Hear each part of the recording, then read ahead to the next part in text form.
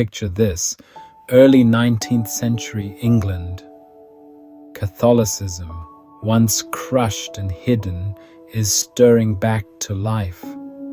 And at the heart of this unlikely comeback, one young Englishman quietly making waves in Rome, Nicholas Wiseman.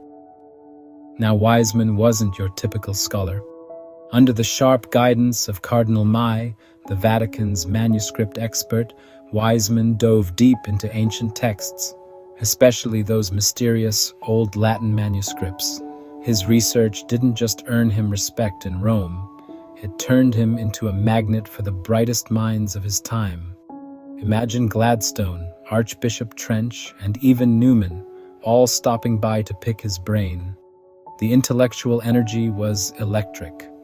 But why does this matter? Well, Wiseman's studies stirred up the world of higher criticism and started poking holes in the authority of the King James Bible. His ideas on the Old Latin texts were bold, even controversial. They'd later be challenged, sure, but in their moment, they fired up a movement against the age-old received text.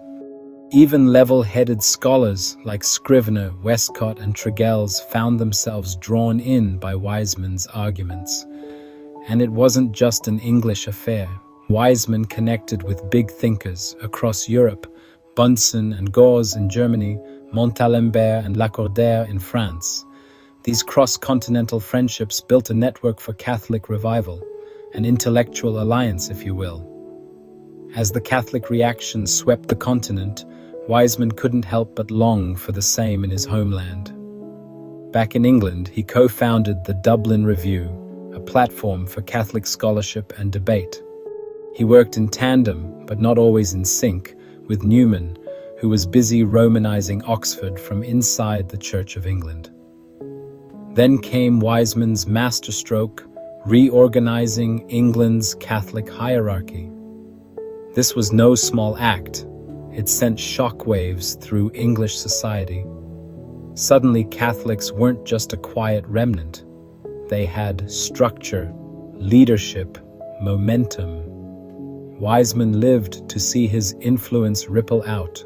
The King James Version, long the unchallenged scriptural authority, was finally being questioned. The Old Vulgate was on the rise again, thanks in large part to the fire he'd started.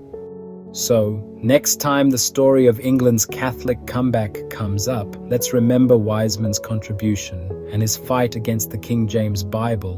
The scholar who lit the spark in Rome and darkened the work of the Reformation, he fanned the flames across Europe and helped reshape the soul of a nation. Sometimes a revolution begins in the library, not the battlefield. The battle of the minds had begun. Wiseman's challenge was against the Spirit of God.